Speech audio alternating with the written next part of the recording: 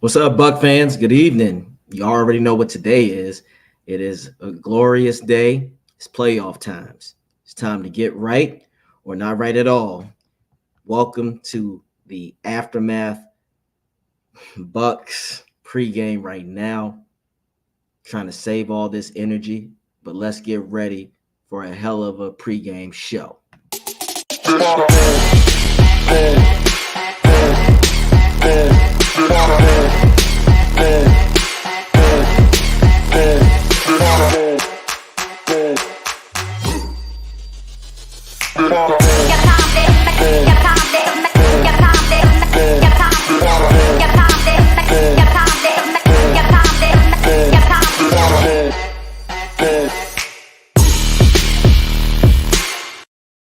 Hey guys, that's a hell of a job going back to back to back. Antoine Winfield not giving up on it, and I think that is a fumble. It does not look like he crossed the plane. Yep, what's up, guys? What's going on? Thank you for joining me and tuning in to the Bucks pregame show. It's your host AJ Turnup. I'm always on the aftermath on 102.9 the Game Broad Street South Radio, and also I had a video. I just did a show on Friday with our buddy Angel Martinez. Please check that out as well. But further ado, let's just get to what we are talking about. In approximately 2 hours, the Tampa Bay Buccaneers are going to be playing the Philadelphia Eagles in the wild card game. Now, what makes this season for Buck fans, I'm not here to tell you because I've been asked this question a lot. Overall, has this been a successful season for the Buccaneers? Now, objectively, I would say yes, because the Bucs have come very, very far. We've done things that experts remember, Buck fans, experts thought that this team was going to only win 2 games to 5 tops. They told us that because the great Tom Brady is gone, that everything was going to fall apart. They told you when Baker Mayfield came to Tampa that the Buccaneers were going to be terrible. They told you that because Baker Mayfield is the quarterback, that Mike Evans' 1,000-yard streak is going to fail. They told you that none of these players that the Bucs drafted were going to be worth the damn. They told you that Bowles was just going to have us in the ground. Look at it. Baker Mayfield, over 4,000 yards, 28 touchdowns, 10 interceptions. Mike Evans, tied for the NFL lead regular season touchdowns at 13, had over 1,000 yards. Chris Godwin had over 1,000 yards. Rashad White, 10 yards shy of 1,000, but had, I think, like 1,400 yards all-purpose or something with catching and receiving. Your Buccaneers defense came to play. This is why I try to tell people, don't always listen to the media.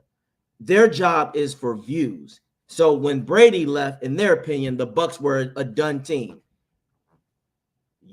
Myself, Coach Slick, Rick, we call bullshit on that. You know why? They forgot Mike Evans is still Mike Evans. Chris Godwin is still Chris Godwin. They forgot on the defensive side. Well, let's go to the offensive. Wirfs is still here. They forgot on defense, Winfield was going to get better. They forgot Vita Vea was still here. They forgot Levante David was going to be that dog. They counted this team out too damn soon. And now look where we are. Look at where your Buccaneers are right now, despite all the naysayers out there. Now, again, as I said, Coach Slick and myself, we try to explain this not just because we are Buck fans. Of course, we love the Bucks, but this is from a football perspective. We told people that, no, this Bucks team is going to be all right. And shout out to Rick Hughes from Bucks Live. You got to check him out typically on Tuesdays at 9 o'clock. He sold me on the Baker Mayfield bandwagon and the support because he's talked about things that I said, wow, that does make sense. He's a mobile quarterback. And I always thought Baker was good. I just didn't think that – I didn't know if he was going to be the guy for us. I erased the Panthers situation because The Panthers are a joke of an organization right now. As you can see, they're not good. But I started warming up to it because I said, wow, this could be legit. This could be legit. And it has been so far. So Buck fans, we're not here to say that this was the greatest season, but this was a fun ass season. Very frustrating at first. We had some turbulence. We can say that. But despite all of that, Coach Bowles, Canales, the team, look where we at. We're in the playoffs at home again. We have a shot to make something, to make a run. Right now, us and the Eagles are still 0-0. It's up to us. It's up to the Buccaneers to decide how they want to handle that. And I want to go down memory lane just a little bit. This is why I have a lot more faith in this team. Now, I want to go back to last year. And I know I'm only bringing this up just for a moment. And the only reason I'm doing it is because I want to remind you of the leaps and bounds that your team has come by so far. Remember, when we played against the Bucket, when we had the great Tom Brady, we were going against the Dallas Cowboys. I'm not gonna lie, I was thinking, hopefully, the way we limped into the playoffs, I thought, man, hopefully they can get it together. Hopefully they'll be able to put the losses and stuff behind them, and Brady will find a way to rally the troops and get the Bucs over that hump. I was very wrong, very, very wrong. And I was wrong for a lot of reasons. One of the biggest reasons was the fact that Brady, well, first of all, our line was still trying to figure themselves out. But with Brady, he was not a very mobile quarterback. As we all know, he's never been mobile. But at this point in his career, he was so stationary and predictable. It was hard. Like, it made the Cowboys they teed off on us. And also, he had a shitty play caller in Byron Leftwich, which I always tell everybody, Byron was 65% of the problem, and it showed. And your Bucs got embarrassed real bad. It wasn't even a game. By the end of I say mid-second quarter, I said, yeah, the Bucs don't want it. The Bucs don't have it. And this is going to be a wash. Very wash season. It was bad. Now let's fast forward to this season. You got a young, hungry team that no one gave a chance to get to where we are. You got a quarterback. Yes, despite being injured, he still believes in this team. He believes in this Buccaneers team. That's what I love. You got a coaching staff that is still learning. Canales is still learning, but he's finding ways. You got a coach in Bowles. It's a bend, don't break, but he is still finding ways. And that's what hungry, competitive teams that are unified do. They find ways to win despite whatever. We did not have that last year. We were a team that just looked like we were just trying to just get in just to say we got in. This team wants to win. This team wants to get there. And when I bring up last year, the Bucs team last year is what the Philadelphia Eagles are right now. Now let me break that down and why. But here's my thesis. The Bucs should dominate this damn broken team. Now, why do I say that? Again, last year, the Buccaneers were the same like the Eagles. They rolled their way into the playoffs, wounded and already beaten down with no direction, no identity, no purpose. The Eagles are a mess. A.J. Brown out, injured, and he's already had his situations and about not getting the ball enough. Jalen Hurts hurt his hand, didn't hardly practice at all. Now, then they lost their identity. Then on defense is a mess. Bradbury is just a shell of himself. Again, I think statistically, they're one of the worst pass defenses. And again, they've been losing. They lost 5 of their last 6 games in the play before they got to the playoffs. Now, why is that? Now, I know I just said earlier, y'all probably like, well, AJ, you said we're 0-0, but there's a way to step into the playoffs. Yes, the Buccaneers did not go out and thrash the Panthers, but they beat them. They shut them out. Say what you want. Did the Panthers score? No. People say, well, take away those 2 touchdowns. Hey, they didn't score because Antoine Winfield made it happen. They didn't score because they weren't disciplined, and that's why they got the second touchdown called back. That's not the Bucs' problem. The Bucs did their job. That's what I'm trying to tell y'all. That is my thing about the Eagles. Right now, I don't see it with this team. I see a team that is just in a spiral of they're going to try. Don't get me wrong, Buc fans. The Eagles are not just going to lay down and let us beat them. I'm not here to say that at all. But I see a team in the Eagles where they're not unified anymore. It might be they might have. I feel like there is some division among the coaches and the players. I feel as if there is division amongst the identity of the offense, of who we are, what we want to do, what we want to be. How are we supposed to do these things? Jalen Hurts, again, good quarterback. But at the same time, this is what happens when players are surrounded by a lot of talent. A lot of people forget last year he's still surrounded with talent, but also the NFL adjusts. That's another thing I wanted to bring up. When the NFL figures you out, you have to find a way to either stay another step ahead or be so good that even if they know your scheme, they can't stop it. The Eagles have become a predictable team where they can be stopped. They're banged up. They're a wounded team. Again, defensively, they have no identity. They don't know where they are, who they are, where they are, and what they want to be right now. That is why I truly think that this Bucs team, Bowles, Canales, it's imperative. It behooves you not to bullshit tonight. I want to start with this. Like I said earlier, the Bucs need to dominate this team. Why do I say that? Again, this is a wounded, broken team. Wounded and broken don't mean finished, though. This is what now. Finally, I'm going to get to where I'm going. But first, I want to give a shout out to people who are tuning in. Thank you very much. Christopher Cole, you're right. We going to get it. Steve, preach and reverend, turn up. Well, I'm going to turn up. I'm going to turn up in this bitch tonight. But this is what the Bucs need to do if they want to have a dominant game.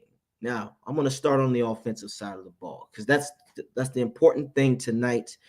I know people are going to say the Bucs defense, but quite frankly, the Bucs offense needs to be the hero tonight. And here's why I say this. Canales, I hope you are hearing me. Listen to me.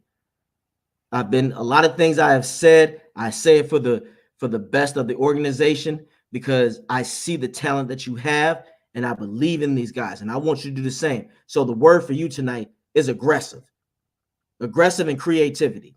And what I mean by that, you have got to utilize the strengths of your team. And that is Mike Evans, Chris Godwin, Rachaad White. Those are the 3 guys on offense that needs to keep this fucking offense moving tonight.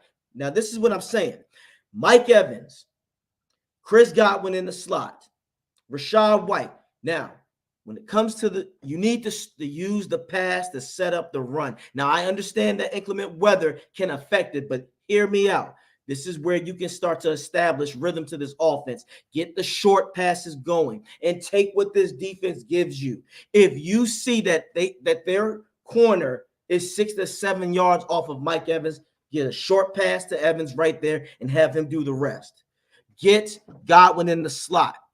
Godwin excels in that slot. He is going to take care of anything. The Eagles do not have linebackers that can cover him. And as we just seen, their coverage is shitty right now, the way that they have been playing. So move them around. And another thing, do not have Evans and Godwin on the same side of the field most of the night. You want to move them. You want to keep them on opposite sides so you can stretch this vulnerable Eagles pass defense. Okay? And now, and another guy, again, and Rachaad White, short passes with him. Do not try to run him in between the tackles. That is not what he does. He is basically our Alvin Kamara. Use him in the short passing game to where he can get the ball out and make things happen that way. That is what I want to see. Because if I see that, I think that is what will happen. That will make the offense move so much better. Because now, if Evans, they have to double. Remember, they got to double Evans or Godwin. They're going to have to. Now, you know more than likely the Eagles' number one priority to stop this Bucs offense is 13. We got to shut down 13. We got to stop 13. 13 is here. 13 is out there. Wherever 13 is, you got to make that happen. You got to make sure he doesn't do anything. 13, here comes 13. So if 13 is being doubled, 14 will make it happen. Godwin could do something. If they find a way to neutralize both of them, you got Rachaad White in the backfield where you can dump it off and he'll make things happen. That's an elusive back. That's what he does best. Canales, do not try to run him in between tackles against this. The Eagles still have a good stout run defense. It's not the best, but it's good enough to where they can make things happen. And again, as I stated before, when it comes to the short to intermediate passes, let's get some crossing routes going. With the crossing routes, I need to see Palmer used that way. We want to have Trey Palmer utilized more in the horizontal game if he's going to be the primary target, then trying to make him vertical unless you know he's got one-on-one coverage, or you use him as a decoy to take a safety and a corner out there. And another guy, Otten, he needs to be used up the middle and run up pass up the seam. So when they blitz, you get that ball out quick. That's another thing that's very important. On second downs or whatever, Canales does not need to try to establish. Do not try to run plays that take more than 3 seconds to develop. We want to get Baker in a rhythm. He's a rhythm quarterback. So try not to. If the deep shots are there, you take it, of course. But this is what I think the Bucs, like I said, on offense need to do when it comes to the passing game. Use the short intermediates to set up the deep shot. So if they do decide they want to get a little closer, now you got Evans or Godwin or Otten that will beat their man one-on-one, especially if they play man coverage against Evans, which I think would be a mistake. But that's where you take off. But this is why I am so damn I'm really passionate about the pass, because the passing is going to take this Buccaneers team to so many heights. Because now, when the passing game, because this Bucs have a good passing team and they have a good passing line and the O-line in the pass, now the Eagles have no choice but to back up. Now they cannot load the box. Now they have to move back and respect that pass. That's where the run will be successful. Because I'm going to be honest, Rachaad White's best ability when it comes to running the ball in between tackles is the HB draw. Now you can set that up. The HB draw, because now he'll at least have an easy 3 to 4 yards, because they're going to be so afraid of the pass. And as long as they keep staying out the box, you can run HB draws all damn day. Or if they still want to back up, just dump it off to Rachaad White on a screen. Problem solved. What we cannot do is fall into their trap, Canales. You cannot try to run the ball early. You can't do that. You cannot. This is not a time to be stubborn. And why do I say that? If we pass and do things right, this offense, like I said, I want this offense to be the hero. You know why I say that? Because if this offense, I want you guys to go back to the Packers and the Jags. When the offense was clicking, the defense can thrive better because there's not as much pressure. Put it this way. If this Bucs team can get up 14-0 early, like within, like if it's like 3 minutes almost in the first quarter is almost ending, you can possibly crush this Eagles team. And by doing that, you're also taking the heat with the short passes and getting them out quick. You're taking the heat off of Baker, not taking hits or getting the passes batted down, because that's a big issue because of his height. If he can't see and he throws it, that's how the ball gets batted down, or that's when interceptions happen. So that is why I do think that you cannot try to set up in the early first half. Do not try to establish a play where it takes more than 3 seconds. He needs to know who his 2 primary targets are when he is in the pocket.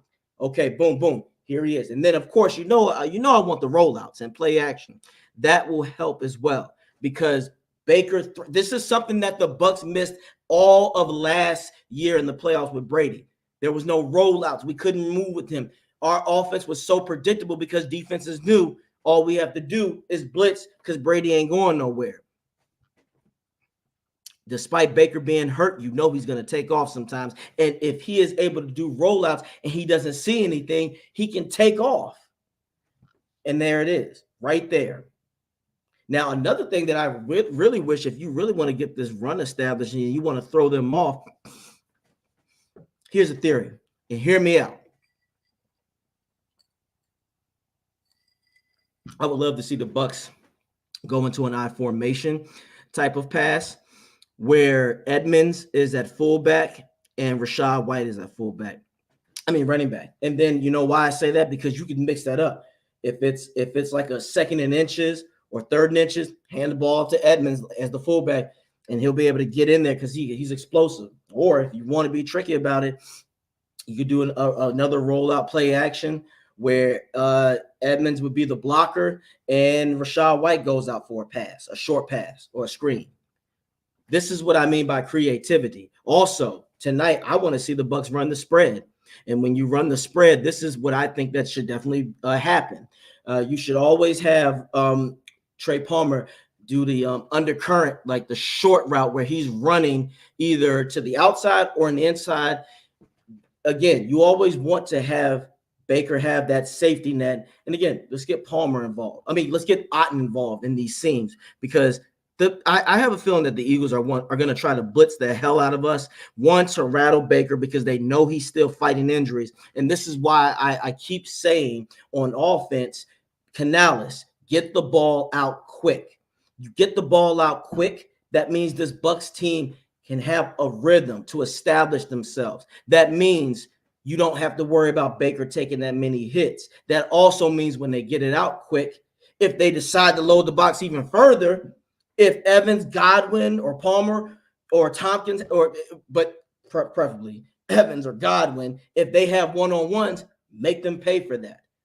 Make them pay with the deep shot then. That is what I do think. The run game will be there, but you have to use the pass to set it up first. We are not, guys, Buck fans and Canals, like you can say what you want to say. Running early is not an option. We're too predictable, and we don't have the interior O-line. Our strength on the line is the outside in the tackles. You got Gedke, who's doing the damn thing, and you got Wirfs, who's elite. But when it comes to that interior, we just don't have it yet. Mock is a rookie, so it's going to take him time. So how about we understand that? So let's be realistic with ourselves. And then, again, Chris, you said it. No middle runs. I don't want to see any middle runs. The only time I want to see a middle run is when if they're not in the box. If the box isn't loaded, I don't mind that because that's where you can make things happen in the HB draws or some outside runs. But no, we don't need our first 4 drives. We need to mostly pass. I'd say between 70 to 80% passing first.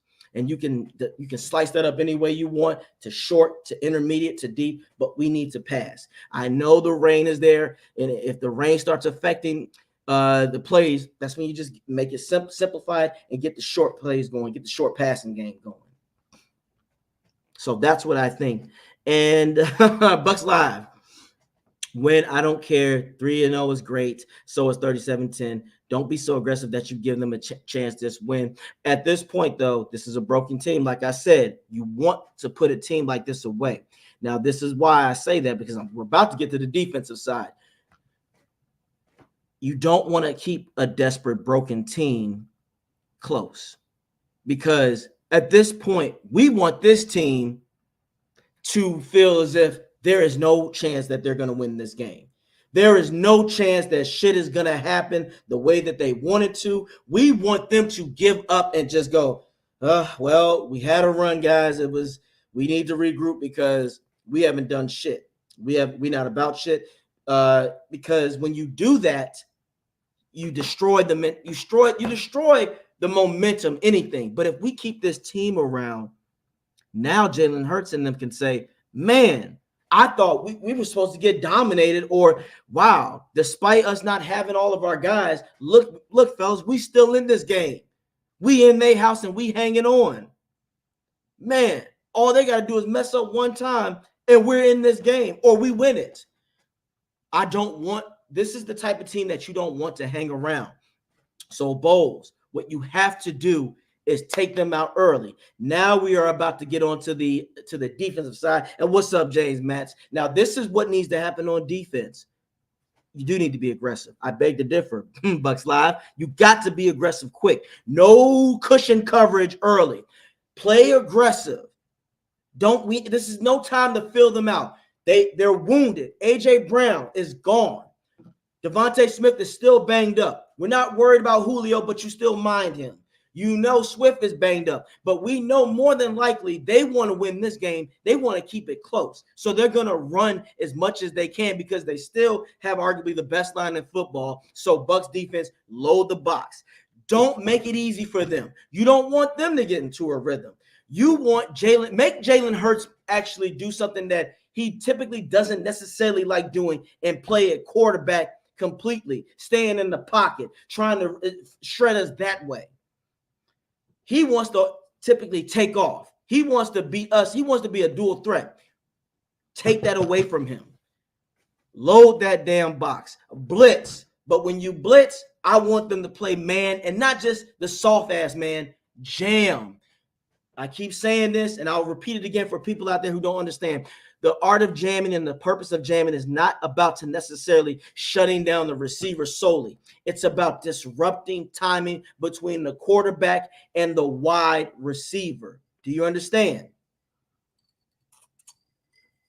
All it takes is that quarterback to hesitate one time because the receiver has been jammed and his route has been stopped. And that's when guys like Yaya get the strip sack. That's when guys like Cansey or Vita Vea is there. Or that's where the quarterback thinks that there's something else there and he throws it, not realizing Antoine Winfield is peekabooing in the end of the box and behind the linebacker and picks the ball off and he goes and he takes it the other way. That's what I mean. And I get it. Cushion coverage is, to me, only use cushion coverage if it's over 3rd and 12. If it's anything more than 3rd and 12, okay, it is what it is. But don't be we cannot play so soft. We need to be physical. We have to be physical. The linebackers are going to have to be physical. And yes, James, you are right. We have to jump them like Green Bay jumped on Dallas. James, perfect. Did you guys see what happened to Dallas? They never recovered, not just physically, but mentally because they were down. And, that's what I'm trying to say. Oh, and look, guys, we got somebody in the house, a special friend, and he's looking very dapper right now. Let's bring in Rick Hughes. Hey. How you doing, my man? Good, man. Just got in from work. I just came running in. It was like, all right, let's do this. Hey, I do agree with you a little bit about being aggressive. I think we want to punch them in the mouth first. I think that's important. I think if you punch them in the mouth first, there's the possibility of them saying, let's just screw this. We're falling apart. Let's just where are my golf clubs? That's possible. What's weird about this game, being perfectly honest with you, I'm not used to. I'm in a situation where I look at this game and I have no idea what's going to happen. I mean, I don't know if this is good, if we should be running the ball more. I don't know if we should be passing the ball more. I don't know what they should do. I don't know. Is this going to be a high-scoring game? Is this going to be a low-scoring game? Whatever you say, whether it's going to be a running the game, it seems like it never is. It's weird. This game's weird in the sense that I just have no idea. Are the Bucs going to blow them out? Are they going to blow out the Bucs? Is it going to be a battle till the end? I don't know. I mean, I know that I know that you don't want to be so aggressive that you make a mistake because we have not been an aggressive team for the most part this year. You don't want to switch everything up and start playing totally different in the playoffs. You don't want to do that. We've been talking all year about the jab with the running game. And now I just don't think you just abandon it and, to start throwing like crazy, like Brady is back there. It's weird. It's just a weird game where I don't know what to expect from either team. I mean, are we going to get a more aggressive, a dominant Bucs team of that 4-game win streak? Are we going to get last couple of weeks? Mm-hmm. Yeah. Bucs, I don't know. Philadelphia, what the heck? I don't know what to expect from Philadelphia. I hear you. Well, I want to say this, though. Yeah, go ahead. Yeah, go ahead. No, you go. No, I'm saying I want you to hold that thought because we got another guest we're going to bring on. Yeah. And he would love to hear this. We got one of our own guys, Carter Brantley, in the house. What's up, man? How you doing? Hey, what's poppin', fellas? How y'all doing? Man, look, we're just out here just talking about what the Bucs need to do. But Rick is about to finish something very nice. So I wanted you to hear this. What were you going to say, Rick? Okay. Here's the thing. I think it's important that we score. I want to score first. Okay. I do want to score first. No touchdowns on the first drive all year. Now would be a nice time. I mean, it something like that can deflate a team that's been getting punched in the face a lot. Okay. So yeah, that's good. But like I said, you can't expect this team, the Buccaneers, to all of a sudden be something they haven't been all year. It's nice to think about. I think the key to this game, I think it's going to be screens to Godwin and Trey Palmer. I can see that becoming a thing today. A quick screen, quick just boom out to Godwin. They have, and if that happens early and often, you were right on this, AJ. They're gonna have to soften the center. They're gonna have to soften the box if they do that. So I wish they would do that more often. Sometimes they do, then they just goes away mysteriously for some reason. I don't know. But look, whatever happens today, this team, I'm proud of the team. They've overachieved. And, I mean, it's been an amazing year. But having said that, I'm not done yet. I want next week. And I want to go into Detroit. Well, why not? I mean, we can beat Philadelphia. And for the sake of clarity, and I'll get out of the way here, I hate the Eagles. Okay, I hate them. I hate them down here. I hate the Eagles. Okay, I hate them. I hate this team. I hate this team. Let's kick their butt, please. Let's do it. I told you, I don't know if this is going to be a blowout for us, against us, or it's going to be close. I don't know, but oh my God. Just beat this team. I don't care if it's 3-0 or 37-10. My prediction: 17-10 Bucs. Okay, I like that. All right, okay, I like that. That's a pretty good intake, Carter. Do you agree? And what are your thoughts, man? First of all, tell people a little about yourself first, because this is playoff time. So we got some new people in here. They need to know who you are, because you're the man up in here. For sure, I appreciate it. I'm CT Brantley 12 on Twitter. Definitely check me out there. I write for Creative Loafing as well as Bucs Report, and I got my own podcast as well, RBLR. Definitely check me out there as well. They've got a bunch of great stuff. But yeah, I don't know, man. The Bucs taking home a victory tonight is going to be tough.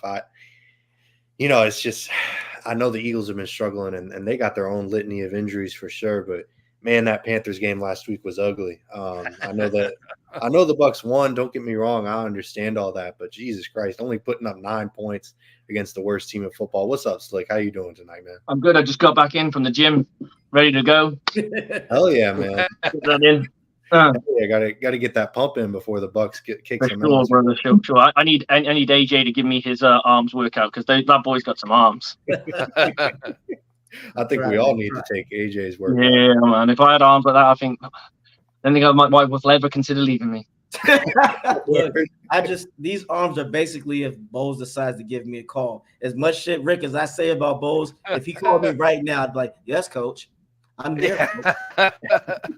Like, whatever you say, coach.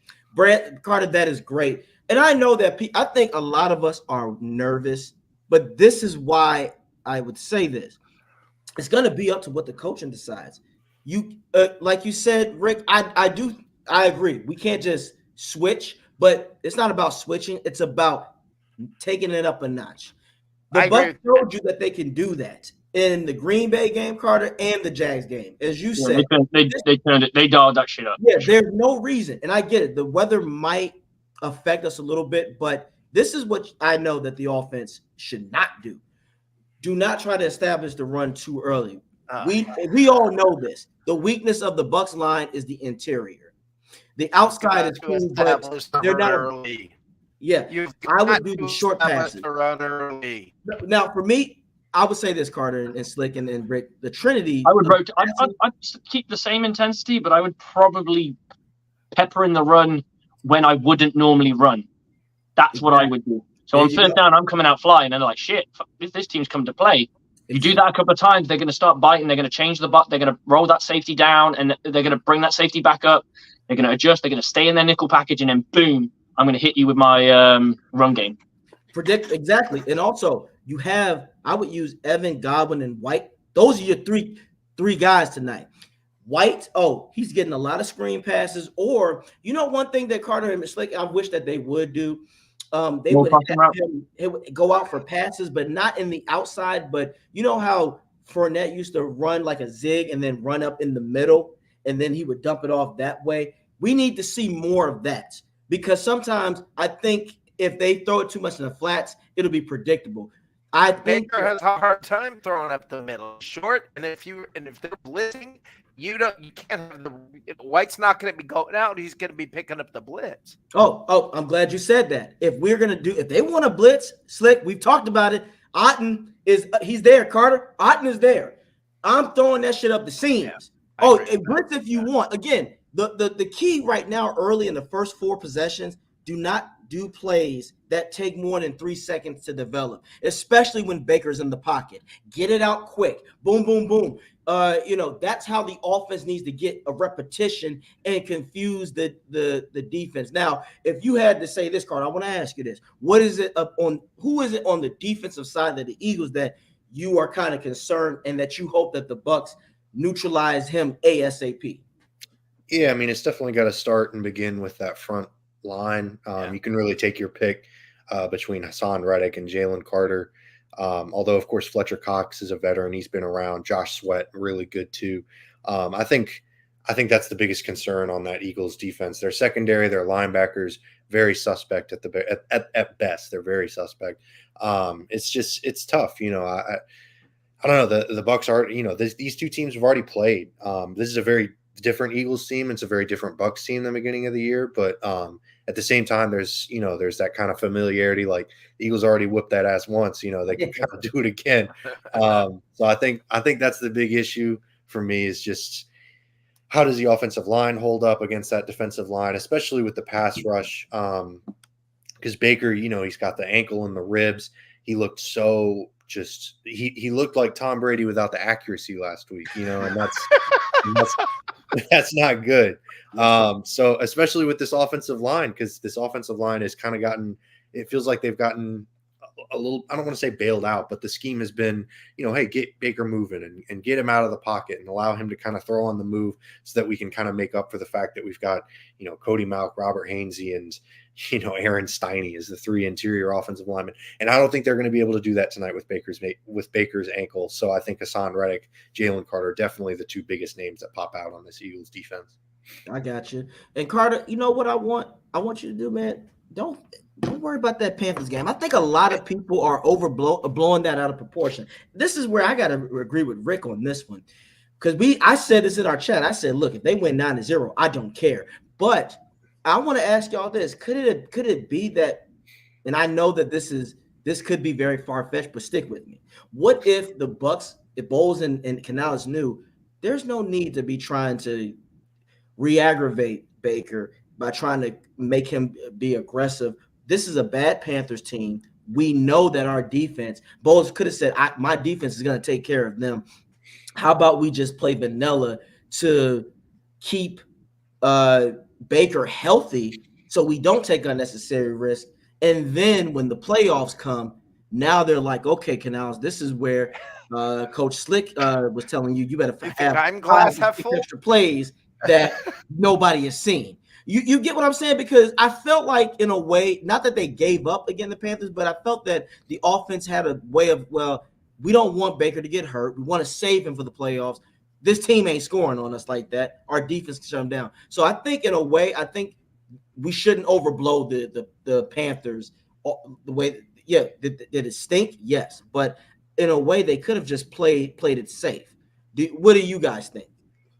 I mean, there's a little bit. I think that there could be a little bit of vanilla play calling, but when the score line is not you're up by 3 or you're up by 6, you really can't afford, because it just takes one touchdown and they're back in the game. So I think because if they would have got up early, then I completely agree with what you're saying. But I think with the fact that they were so tight, I think because that's all I'm saying is that's how impressive that win was, in a sense. Because do you know how gritty your defense has to be to go round for round, with another defense that's kind of shutting your team out? We got 9 points out of it. We didn't score a touchdown, so we never really threatened them that much. Yeah. So I think with that respect, I think they couldn't go too vanilla, because I think it would go against what they're trying to achieve, which is score points at the end of the day. For sure. And I think another point to add on to that is, you mentioned they didn't score a touchdown last week. They didn't score a touchdown for the first 3 quarters in the week before. Like, this isn't like necessarily, for me at least, this isn't necessarily an isolated incident. This isn't just, oh, well, it was just the Panthers game. It was just one game. They were calling vanilla play calling and all that stuff. Like, I know the Saints defense can be kind of, I don't want to say stout, because that's over exaggerating, but they've got some moments where they are. There are and against us, they fucking turned it up. For sure. They play physical every time. They play physical. Yeah, for sure. But it's tough when the past 7 out of the last 8 quarters, they haven't scored a touchdown. Like, they've only scored a touchdown. They only scored touchdowns in that last 4th quarter against the Saints. And other than that, they've been held touchdownless, which is just, it's brutal to have that kind of offensive momentum carrying you into the playoffs, especially with a banged up quarterback. So I don't know. They did score a lot, but previous to that, Carter, they did. That's true. No, that's a great point. Yeah. So this is the one thing that I will say is in this team, and there's a weird something character of this team. But first of all, they do play it safe, because this is not a team that's as deep and as experienced and everything as what we got used to for a few years there, and we got spoiled. And now you're dealing with a team where, you got to be careful. Remember going into the season, everybody talking about, oh yeah, we got Jameis Winston 2.0 with Baker. You're going to throw so many picks. It's going to be, and it's because of this. Look, for the first 3 quarters, we're not going to be able to run the ball. Here's a safe prediction.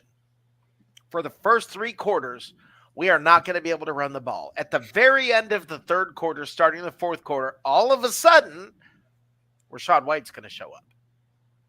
And everybody's going to be going, wow, where was this for the first 3 quarters? Jab, jab, jab, jab, jab. And eventually it's off. And it drives people nuts, because we love the sexy, no biscuit. That was a lot of fun. Okay. But this is a whole different mindset, a whole different approach, and it's working. It's just not sexy and fun, and it's A little Well, nerve rattling. Tonight, Rick, it's got to be sexy and aggressive. Why? It does not have to be. Well, hear me out, guys. This is a team. You need to get the job done, is what it needs to be. Right. I want the job done, but Slick, you said something perfect last week against the Panthers about teams that aren't supposed to be where they are. But this is still a good Eagles team. For sure. It's a good test. If they hang around, Slick, like you said, Jalen can say, guys, it's only 6-0. Oh shit, we're still in this game, fellas. We ain't supposed to be dogged by now. Let's get out there and do what we need to do and upset this team. But like you said, Rick, if the Bucs get up 14 points in the first quarter, I do honestly believe at that point they'll say, all right, well, guys, at least we're not where it's snowing. I'll just stay in Tampa a couple of days. I disagree with that just because it's the playoffs. There's more at stake. There's no one's going to check out just yet because you've got to stay dialed in what it is. You saw it with the Dallas Cowboys. They fought to the end. They didn't play very well. They dressed the score up to make it look a little bit more respectable. Yeah, but they still played all the way to the end, and that's what you got. That's what you got to do. I think athletes these days, with the amount of mental help that they help that they have now, that they have sports psychiatrists and what have you, they're so much more mentally tough than they probably were years and years ago. I would say now, because the whole game is mental. You've got the social media aspect of every time you make a bad play, someone's going to talk about it. Someone's going to put it up on a screen and say how bad you were and that you shouldn't be getting this kind of money and all of those kinds of things. So I do think there's a level of mental toughness that comes into this. There was one comment in here that I do like from James Matz, which is the more mentally tough team will win. Potentially, yeah. I mean, that's part of the parcel. You've got to be mentally tough. You've got to be able to think that anytime you called into action, whether you're coming off the bench or you're going into your next, you're coming off a drive where you've gone 3 and out. You've got to believe that next drive is the one that sparks it and pushes it in. You've also got to believe every time you're in field goal that we're getting a bit closer. Every time your team shuts them out, they'll go, right, that's another one. Let's stack another, and that's how you build up good repetition for your drives. What this guy's saying. Oh, absolutely. Now, but this is another thing though for a Bucs team. You got to get out there and knock them out earlier, as you said. I know the Dallas thing, but look. But that being said, the team as a whole probably might be still galvanized, but there will be players who might check out, and that's what you take advantage. That wide receiver who's having that shit day. If the wide receiver's having a shit day and the scoreboard's down on him, he might end up having a bad day. If you've got a tackle that's struggling with the pass rush and the score is against them, you're going to have set players that might just start really dropping the ball, and then an explosive play from the Buccaneers, like a turnover, can happen. Mm-hmm. I've got some positive. Here's some positive. Yes. I cannot see any scenario where the Buccaneers players do not play 4 quarters. Oh, no doubt. I can see a scenario where the Eagles players don't play all 4 quarters. I agree. Well, and here's the thing, Rick. It ain't even at this point. It's not even the mental part. It's the physical. Carter, Slick, Rick. I'm telling you, this is what the Eagles are going to do. They're not going to be throwing deep shots early. They're going to rely on the run because they know they don't have a lot of people. Devontae is still banged up. That run worked the last time they played us. Right. And Julio, I'm not worried about Julio. Like, of course, you take him. He's still a player, but the simple he fact can be one of those who'll catch. If he's going to make a play, it's because he caught you off guard. Right. But AJ Brown being out is that significant? Is that if I'm bold, load that damn box. We're blitzing. We are blitzing, and I want to see a little jam. I'll go cover one. I'll go one high quite regularly, or I'll go too high, but I play him lower. So I'd play him at maybe at a 7. Yeah. So he's close enough to play the box. So you've basically kind of got a box, a player and a half in the box, a half a player in the box. Yep. And he's just got to be really good off his run pass read, and then he can play more aggressive in the run game. That's one way of doing it. Or you could go and then just say to the other guy, wherever Swift, I'm trying to remember who's the Devontae Smith. Wherever Smith goes, that's you're the safety on that side. Yep, exactly. And you get bracket. Force them to find those other players to make plays. Exactly. And see, we got a defensive minded coach right here, Carter, that needs to be on the staff, which everybody, you need to go out there and support Coach Slick.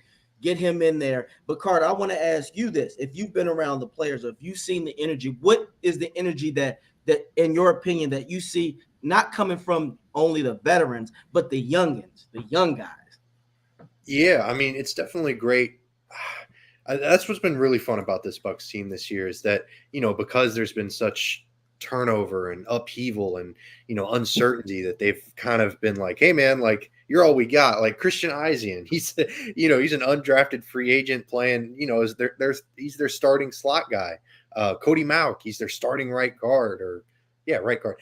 And they've got just a bunch of young guys that are coming out there and getting like a full season, basically. Just, hey, show us what you got. We're not, we don't have the cap space to bring in a veteran to replace you, even if we wanted to. So just go do your thing. And I think a lot of guys have kind of taken advantage of that opportunity and run with it, like Kalijah Kancey, Yaya Diaby. You can go on and on and on. So I think that youthful energy certainly brings a bit of an advantage for the Bucs against these Eagles, because the Eagles aren't an old team by any stretch of the imagination, but they've been here before. They're kind of the grizzled veterans at this point almost.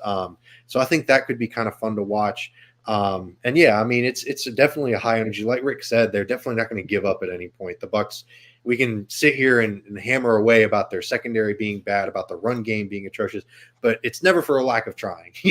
They're always going to bring that effort. They're always going to bring that energy. So I've really enjoyed, like you said, the energy levels from everyone, but especially the young guys. They've really been bringing. And that's we had a great rookie class for sure. I mean, I don't think we had a very good rookie class, and I think those guys are going to pave the way. It's not just it's not just the veterans. I actually feel like this is what I'm calling. Yaya is going to have 2.5 sacks, and he's going to have a strip fumble.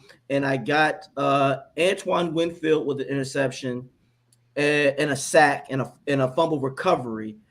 Overall, I expect the Bucs to get 4 to 5 sacks. Why do I say that? Because, again, you're dealing with a battered Jalen. He's going to try to throw, but I can see him. If the Bucs make Jalen play quarterback like they should, this is going to be a long night for him, because Jalen doesn't have the supporting cast that he had. And one thing that we can say about Bowles here, guys, and Buck fans, I don't care if you disagree or not, these are facts. Bowles typically knows how to get the guy the second time. Bowles knows how to adjust. He might say, oh, yeah, I see, like Slick.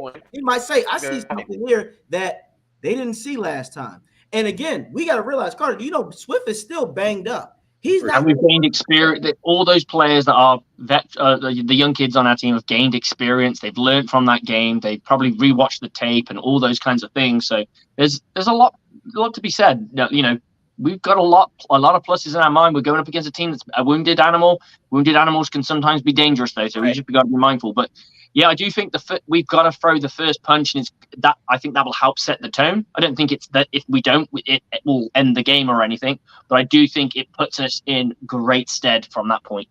Yeah, that's exactly right. It'd be nice to throw the first punch. I want to throw the first punch too, but the reason why I want to go. I want this Bucs team to get off with an early start, because from what I've seen when we were on our 4-game win streak, especially the Packers and the Jags game, when we were up, this defense, I felt as if mentally they didn't have a lot of pressure. I think they just was able to relax. I felt like, and correct me if I'm wrong, Carter, but I sensed a different type of defense where they weren't worried about being perfect. It was, I'm gonna just go out here and punch you in the mouth and play aggressive.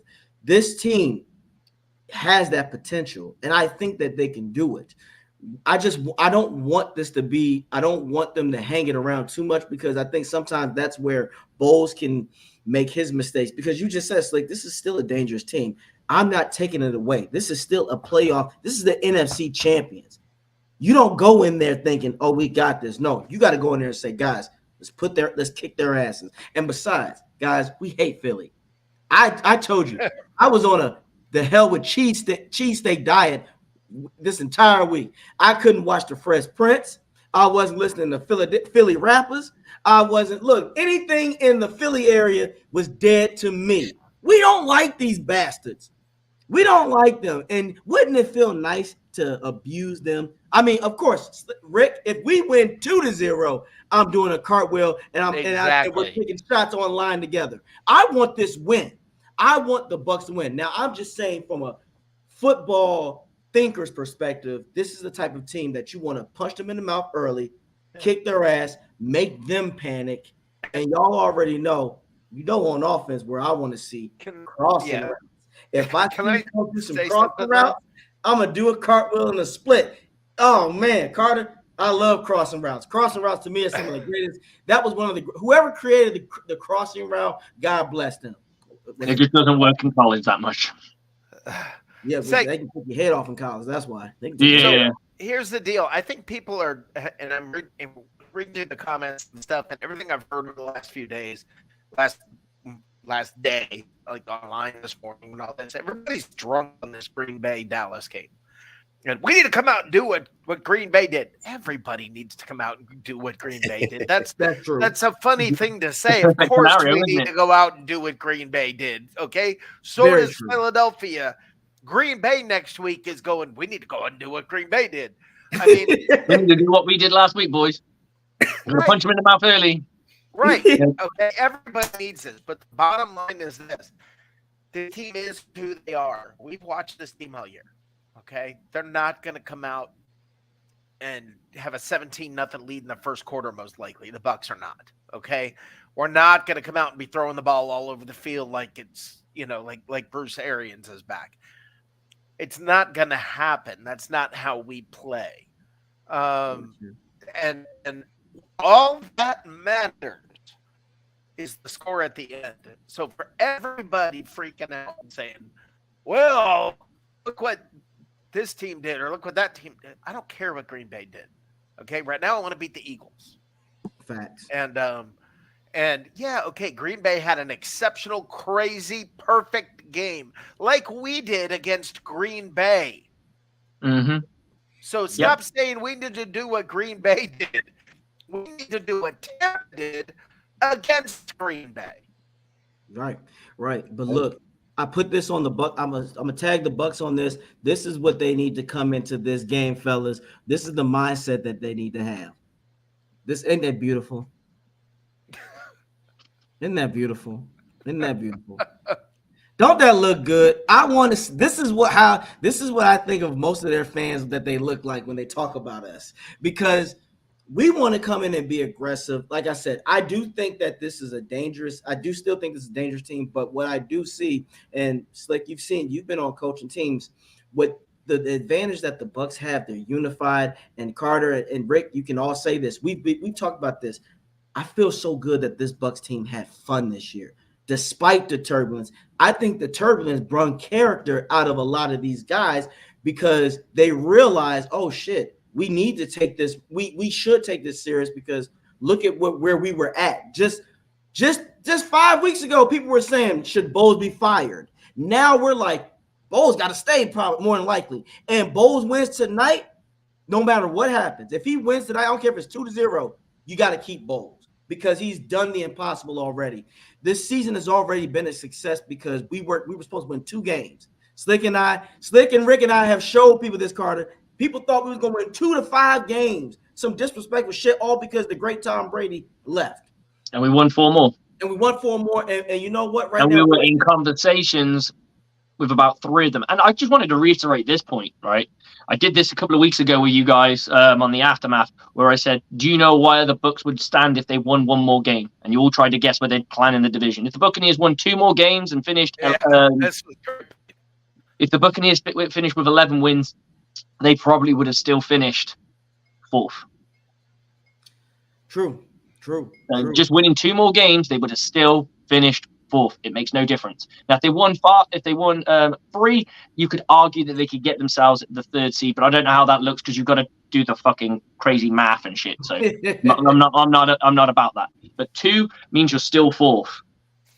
But then no one turns around and says you're a crap team because you got 11 wins. That's the difference, right? The difference is two wins. And everyone's like, you go from what's been considered a team that scraped your winning records, but your actual position in the playoffs stays exactly the same. Mm-hmm. Hey, and one thing for sure, Slick, beautiful ass shirt, but we got to give a shout out to Rick. Rick looks like the treasurer of the Bucs. It's all business. When it comes, look, when the season's over, Carter, when the Bucs need to do their budget on the damn salary cap, they need to talk to him.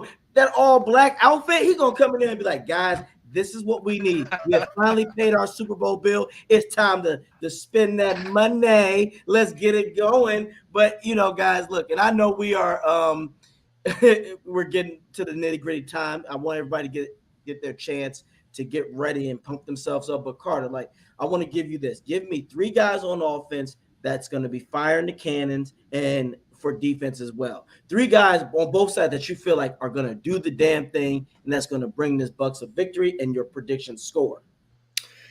Oh man, if the Bucs do win, I think Rachaad White has to have over 100 all-purpose yards, regardless of whether it's any combination of receiving and rushing, whatever the case may be. He's got to break that part. And then I think that if Mike Evans manages to break 70 yards receiving and nails a touchdown, I think that's a really great sign. And then I'm going to go with an offensive lineman here. I think if Tristan Wirfs or Luke Gadecki are able to hold the edges at bay, so to speak, I think that would be really, really phenomenal. And those are my, I guess that's kind of 4 guys. I kind of got lazy there. Nothing wrong with that. Popped out. But those are my guys for sure on offense. And on defense, got to go. If Diaby can manage to bring in a sack, obviously that'd be huge. Antoine Winfield's going to force a turnover. That's just a given. It's just really kind of where it comes from. If it's going to come as via the interception, maybe a forced fumble or a fumble recovery, whatever the case may be, he's going to force a turnover because you can't expect anything less from Antoine Winfield Jr. at this point. And then Devin White, if Devin White shows up and does his thing and plays with confidence and plays more like he's trying to prove to the world what he can do instead of proving to the world what he can't do, I think Devin White could have a huge game as well. So those are my guys for this game. But I'm unfortunately going to have to pick the Eagles here. I think they win 16-10. I don't know. The last couple of games have just scared me for the Bucs. I'm not a huge fan of what they've been doing the past few weeks. So unfortunately, I've got the Eagles winning. But obviously, if the Bucs win, that's awesome. Go Bucs. But I don't have a lot of faith, unfortunately. That's all right. That's all right. It happens, man. Look, you just speaking on it, and as always, we appreciate you, my man. I know you got to get yourself ready. I think the dude is want to come in. So if you want to come in and make your presence known, go ahead and say what you got to say, because he might want to get a word out of you. But everybody else, give us your prediction as well before the dude steps in. Rick, what is your prediction? Give me your 3 guys on offense and defense that you expect to fire them cannons. I agree exactly with Carter Brantley on defense. I think Devin White, depending on which Devin White shows up, he tends to show up for playoff games. If he's the guy that actually shows up to play, that's going to be huge. If he's the guy that you see running behind the play or walking behind the play, that's going to be a problem. Yaya Diaby, absolutely. And Antoine Winfield, I almost feel stupid picking him because it's almost like he's obvious. Let's go with something else. I feel lazy picking him, but he's the key to this whole shooting match. On offense, Trey Palmer, I think, is going to loom large in this game. I think they're going to blanket. They're going to do everything they can to shut down Mike Evans and Trey Palmer or whatever number 3 receiver. Let me give that stipulation. Or whatever number 3 receiver is going to benefit greatly in this game. Chris Godwin, please, for the love of God, a lot of screens. Please, a lot of screens to Chris Godwin and Rachaad White. Man, if that guy has a big game, we win. If Rachaad White has a big game, we win. Then that's going to be the end of that. So, that's it from me. Let me get out of the way so you guys can do your thing.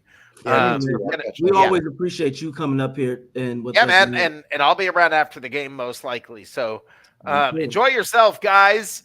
What playoffs? Go Bucs! Go Bucs! Go Bucs! Love it. Bucs. Slick, what about you, my man?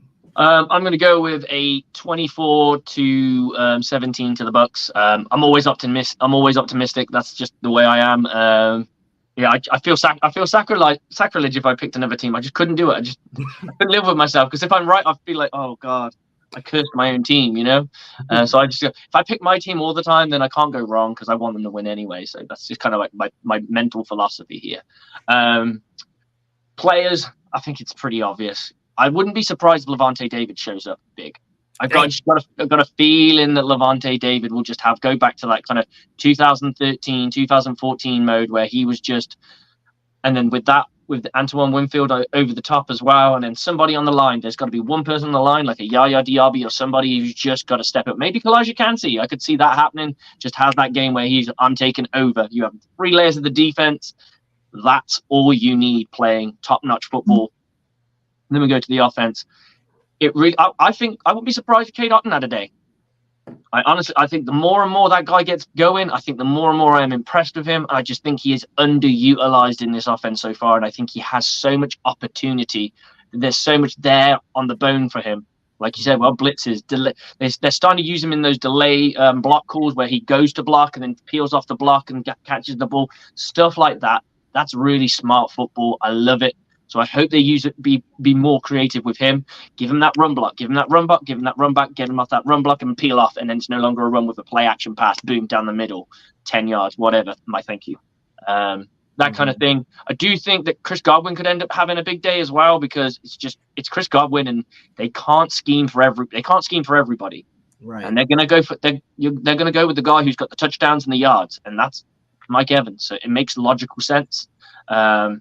We want to kind of target the wide receivers a little bit often, build it. And that way they start putting another safety out there. Then they go to a 1 high, 2 high. They have to stay in the 2 high. Then we can start we can start running the football a little bit more. Then we can start passing the football off. So you have that play action instead of the play action. He just carries on running, and then you just bump it over the top of the head. Those kind of plays, those kind of counter plays to what you're currently doing. So they're like you're showing them, then you change it. That's what I like. I like it. I'm gonna make mine fast and simple, and then we're gonna have the folks know where to find Carter at. I predict this.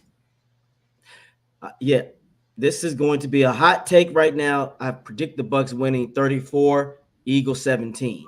And the only reason the Eagles get to 17, it'll be sort of like garbage time, where in the fourth quarter, where it's like 9 minutes left, they'll get a touchdown, but then the Bucs will answer back and put the game away that way. I say this because despite that, this is the time where I do think that Bucs, the coaching staff, will be on the same page and they're going to find a way. And I think Bowles will find a way to adjust. And I do not think that the offense for the Eagles have enough firepower, because essentially they're going to rely on the run game to get a rhythm. But if the Bucs take them out of that early, they don't have deep threat presence anymore, because even with Devontae Smith, you can double him, as Slick said earlier, with that safety shit. 3 guys. You took Levante from me. But yes, Levante is going to be – I don't think he's necessarily going to make the game-winning plays, but I think he's going to keep the game reasonable. He's a fundamental guy. That one tackle that will take them off the field when it was on a 3rd down, that's why. I told you, 2.5 sacks and a strip. I expect – this is obvious.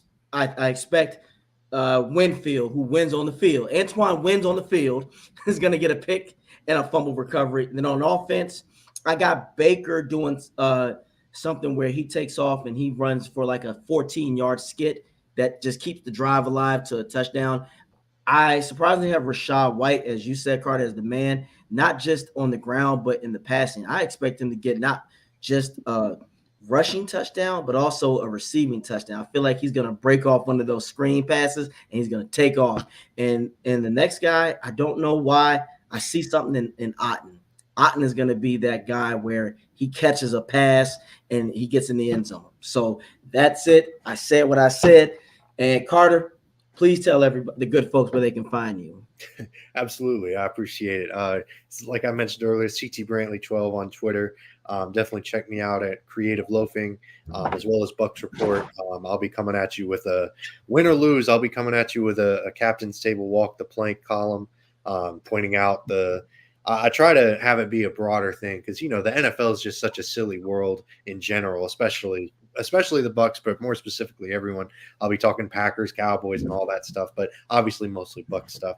But also RBLR, definitely check me out there. We've got a weekly podcast that we release every week. So I really appreciate y'all for having me on. Go Bucs. Hopefully we'll be talking again next week and, talking the Lions. But for now, just going to be watching and hoping that they can pull this one out. So I'll catch y'all boys later. Y'all have a great night. My man. And as always, win or lose, this is what I want you to have this mentality tonight. That's it. Send right. that to somebody. Take care of yourself, brother. Yes, sir. Y'all. All right. So now.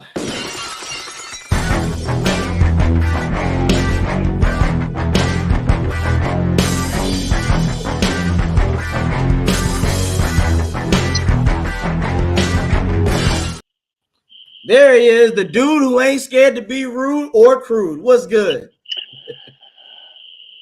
Ladies and gentlemen, boys and girls, it's Super Wild Card Weekend. And yeah, for you idiots in the comment section, today's Monday, but it's still a holiday weekend, so shut up with the nonsense. Oh, and hey, gentlemen in the comment section talking about, I will have to question your knowledge of X's and O's. Motherfucker, X's and O's are letters in an alphabet. We all know where they are. You're trying to preach to us about X's and O's from the comment section on a social media platform. Sir, you have failed at life miserably in every facet up to this point. It's time to redeem yourself. I heard you guys doing predictions and something with players. What we got going on with players and predictions? What do you need from me? What can I do for you? How can I help you? We said give me 3 players on offense and defense that's going to fire the cannons, that's going to show up, and the score. Okay. 27-10 Buccaneers. And why is that? Because that was the score when we closed down the vet mofo. So little history there. Now I need 3 players that are going to be awesome? Yep, on offense and defense. 3 on each side of the ball? Yep. All right, Mike Evans goes off for 2 touchdowns. Cade Otton goes off for 6 receptions and 60-plus yards. Rashad White hits 100 yards from scrimmage, passing or receiving and running. I'm not going to put Baker Mayfield in there because he's here. His job today is to manage the game and don't play hero ball. Do the right thing. Use your head. On the defensive side of the ball, I'm all about the youth. All right? So the first 2 are rookies. Kalijah Kancey, Yaya Diaby. Both of them are going to get at least 1 sack, but I'm thinking more or less between the 2, we're going to see a combination of 4 sacks one way or the other. And not that he's a young guy, but our number 50, our Moana, our guy was challenged by Ndamukong Suh yesterday. He was. To get 2 sacks. So look for him to be a little disruptive. And for all the guys in the comments section, I get it, man. This is where you come from your lives to boast and brag and espouse your machismo all over the place. But when you come here to this platform and you talk smack and act like you know better than everybody else, there's only one thing I got to say to you. It's on like Donkey Kong, bitch. It's on like. Okay. And with that said, we appreciate all the interaction, but come on, dude. I checked the NFL coaching log. Your name don't appear on it ever. Okay. And just because you paid the $5.99 a month to get the all 22 film doesn't mean you know what the hell you're breaking down. So that said, armchair quarterbacks make the world go around, but up in the upper right-hand corner and upper left-hand corner, we have guys who have actually been there, done that. And one of them to the upper right-hand corner, as you look at the screen, is currently doing it. So argue with your mom, okay? Because she's the only one that's going to let you win on that one. Now, big shout out to Carter Brantley from Creative Loping, RBLR, Bucs Podcast, which RBLR, what does that stand for? That stands for Rays, Bucs, Lightning, and Rowdies.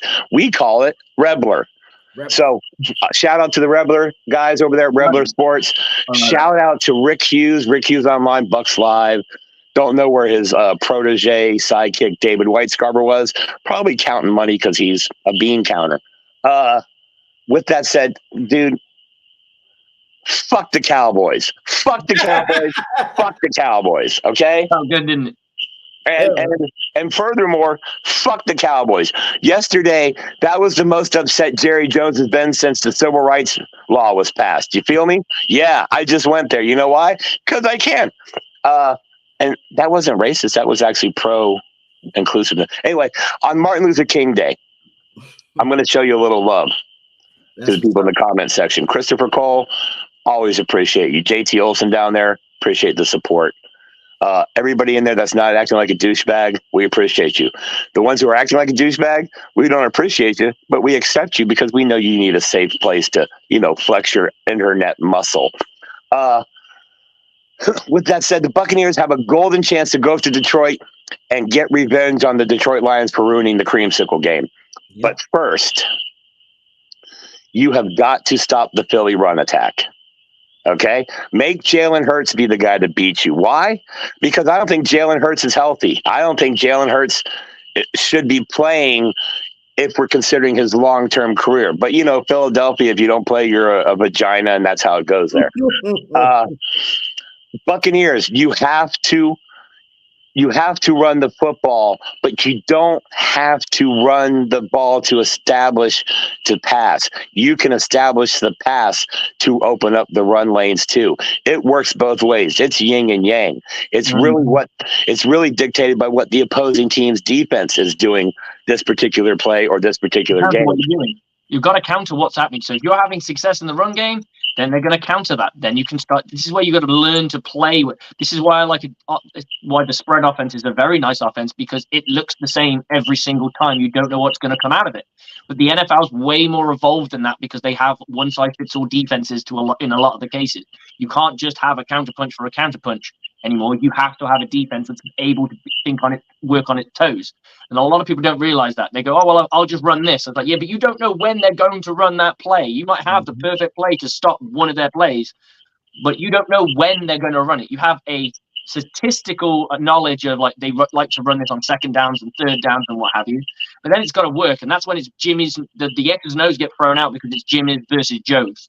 Amen. That's why I'm the type one on offense. I utilize my philosophy is I go by the players on the field. Okay, as you just said, if the Bucs ran a spread slick, I think they would be successful because we already seen statistically speaking, the Eagles' pass defense is butt sauce right now. If I'm the Bucs right now, we need to say, guys, basically this is our makeup from last year against the Steelers. These guys are bums coming off the street. Not to say Eagles are bums off the street, but their passing is very suspected. Yeah. So and it doesn't need to be deep passes. I'm going to do short routes. And like you said, that spread, you can think you know it, but then one simple player can go the opposite way. That takes the entire defense like, oh, shit, I thought Tompkins was going to go to the left. Oh, he went up the middle, and now the safety bit for somebody else. Oh, he was wide open. So, yes, utilize it. And you're right, dude. Don't run just because you think – this should not be a game of scheme. This should be a game of you play your best players against theirs and see who is going to be better than. Match it up. Mano y mano. As the scheme, right? The scheme is the blueprint of how you are going to play football. The Jimmys and Joes and the guys that you've got there are the ones that execute them. And there are guys who can execute at a high level and there's guys who can't. You have a mixture of them on your team. No one has a super team. That's why it's not college football. You can't be in Alabama. Because let's face it, the scheme don't fucking matter in Alabama. Exactly. You turn to me and say the scheme is everything in Alabama. It's the recruitment. Hey, James, are you sure you want to do this, bro? Let him. Hey, it's playoff. We're not worried about that. I think that's hilarious because I'm like, oh my god, you're a day one Bucs fan. Yes, it's playoff, guys. Let's just worry about playing tonight. And then if enjoy it because we're in the fucking playoffs. We're in the playoffs. Hey, because look, if we win, nobody's gonna give a shit about what we said, how we should have won. For all I know, if they win the ball, if they win the game, and Rashad runs 180 yards, I'm gonna shut the fuck up and say, well, I guess Canales understood what he needed. I don't care, just win. Hey, the guy called me a hillbilly. You live in the capital city of Florida, right? Yeah, and he's calling me a hillbilly while he's talking about he break down film. You know what I got to say to that? Why the fuck you lying? Why you always lying? Oh Lord. I love where did you find all this stuff from? Look, man, He stole it away. Dude has time. Like, look, at this point, I just want the Bucs to. I want to be doing this shit. I want to be talking shit to the Eagles because, boy, tell me, I can't. Eagles are one of the worst fans that I can't stand. All the people are talking shit about us for winning a crappy division. Yes, in a playoff game. And look, and here's the thing: we can make the world right tonight, guys. I feel like if we win, the cold front in the Northeast will be gone. 2 NFC douchebag teams are going to be gone. If we win, that means the Eagles and Cowboys had the first round exit. All will be right in the world. Nobody gives a fuck about the NFC least. Hey, do you guys got about a minute? I want to play a sound clip. Yep. And I wish I would have got this when Rick was on the air. For all you in the comment section that have been here for a minute on this show, Rick was on a little bit back, Rick Hughes. Rick, earlier this week, decided to call in to Philadelphia Sports Radio. Let's listen to that call if you guys don't mind. Yeah, go for it. I want to hear this. Now, there are some people that are still fighting the good fight, like Rich in Tampa. What's up, Rich? Listen, man, this pains me to call you and say this, but step away from the ledge, man. Step away from the ledge. You already beat the Bucs once. I'm a Buccaneers fan. Okay. I'm worried about you, man. You're worried about me. I I appreciate you worrying about me, but it is that bad, Rich. You are a Bucs fan. You're not living what we're living through. They've lost 5 of their last 6 games. That Eagles team that beat your squad in Week 3 is nowhere close to where they are now. Well, I lived it mid-season, and you're right. You're right. We're going to kick. Yeah, you lived it mid-season, man. But with all due respect to your team, you lived it with Baker Mayfield and company. I'm living it with a runner-up MVP quarterback last year, all pros on both sides of the ball, a team that was at the Super Bowl.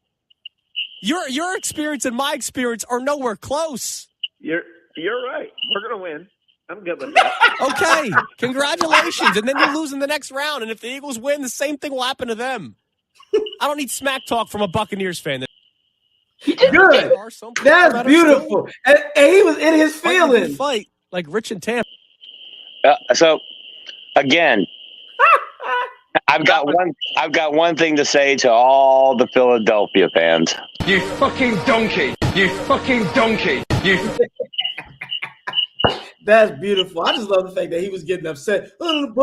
He played that so well with the whole it's not that bad. It is that bad. We suck. And, okay, you suck. And they're like, yeah, exactly. I don't need smack talk. I went, dude, you're doing the smack talk yourself. You've literally written off your team. Enjoy the fucking game. Why do we watch this? We watch this because we enjoy football. And yes, we get ticked off when our team does not. I'll worry about how bad the Bucs played if they play bad. I'm not going to get stressed about them. We're going to get beat. We're going to get beat. I'm still hopeful because I want to enjoy a Buccaneers fucking playoff game. I do not want to be sat there going, oh, we're going to lose. No, if I think we're going to lose, what's the fucking point in me watching it? Facts, and more than that, you're right, Slick. You and Dude, you're both right. The problem with most people nowadays with social media, they'd rather be right when shit goes bad instead of being wrong when shit goes I don't give a fuck if I'm right. They out here hedging their bets. Here's what Bucs fans and these tight fans. It's not exclusive to the Bucs fan base, but this is what they do. I'm gonna call this strategy of being a fan the cornet. Oh God. I'm gonna say my team sucks. I'm gonna say they're gonna get their ass kicked. That way, if they win, I'm happy. But if they get their ass kicked, I can go, look, everybody, I'm smarter than you. And here's the thing. You're not smarter than us. You want to know why you're not smarter? Because you're saying stupid shit, throwing against the wall, hoping it sticks. My thing is, why you got such sticky fucking walls, homeboy?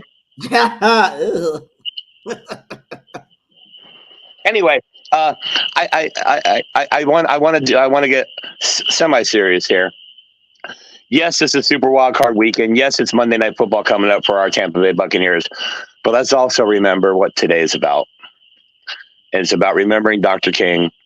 And the Buccaneers are doing a solid. You do realize the Martin Luther King family is doing the coin toss today at Raymond James Stadium. Wow, that's cool. So perspective on everything. We got farther than most expected. We're here now. Todd Bowles, we need you to do the right thing. Canales, the right thing. The whole team players. But here's the other thing I will say, and I'm going to get off the somber, serious part. It's a playoff game. If the clock is winding down and you're not winning, I need you to fire every fucking bullet you have. Fake punt, reverse, quarterback, whatever, double pass, reverse, zombie dob with a flim flam backside heat gimmick, whatever you got, pull it out your ass and fire the bullets, because if you're trailing as the clock is ticking down, you could be ticking down your job, your roster spot, and your future with the organization. So don't go out with a bullet in your chamber. Don't go out into halftime with fucking timeouts if you don't. I mean, that's a whole pet peeve. That said, Buccaneers by $1 million. The guy in the comments section, dude, I'd be willing to pay for your all 22 film every month if you would just shut the fuck up. I'm out. Take care of yourself, dude. And I'm going to be out on that note as well, because it's getting to that time of the hour. But yes, again, sir. But always, guys, always check us out at the Bucs Report, and continue to check us out on the Aftermath on 102.9 The Game, Broad Street South Radio, with AJ Turner up here and my co-host Slick. And as always, again, guys, you got to check him out, get him an opportunity to get that intern. So go check out It's About Buck and Time, the YouTube channel, and we're gonna look. And you have to go give this man an opportunity. That's what it's called. Give Coach Slick an opportunity, and he got you. So again, as always, guys, you take care of yourselves and go Bucs. I'll see you later on with the victory, y'all. 34-17. Said it here. Take care of yourself, Slick. Catch you soon, brother. Take care, my man. See you soon. Okay, guys, that's the end of the show. Enjoy watching the Buccaneers play, because at the end of the day, as fans, it's word for fanatic. We're fanatical about our team. Let's just enjoy the fact that we're in the playoffs, and let's diagnose it at the end. I mean, we're all going to be in our feelings if we lose. We're all going to be hyped up to shit if we win. Let's get to that point. Enjoy being in the playoffs. This team hadn't been in the playoffs from 2007 all the way to 2020. We've been back to back to back to back playoffs. We've got to enjoy this, because it could dry up, and there's no guarantee you get rid of Coach Bowles and the next guy's just going to hit it off the fucking mark. You could wait 3 years plus. And if people aren't patient, like they're not patient with Bowles, there's no he's had 2 years. 2 years as a head coach, and he's expected to move mountains, right? That's how you got to look at it. Okay? How you got to look at it. Expected to move mountains. What if the next guy gets 6 wins? You going to be patient enough to wait the next year, or do you want another coach in? And I'm telling you, that cycle of coaches where you keep going through all the coaches, Jacksonville's going through it. Jacksonville's been through it. That's what I'm talking about. We're going to end up being a Jacksonville again. I'm not saying stick to a guy all day. Let's look at this dude with the salary cap intact, with a good salary cap, with a healthy salary cap, good money, free agents, a draft class, and and a second-year offensive coordinator that he picked. There's no excuses. There's no hiding. There's no drama. Okay? Without further ado, enjoy your playoff game, because we're supposed to. That's what it's about. Get your beers in, get your pretzels, whatever you like to eat, the wings, all of it. Go enjoy. I'm having myself a burger, so that's what I got to start going cook. So, guys, enjoy. Bucs on me, Bucs on free. 1, 2, 3. Go Bucs!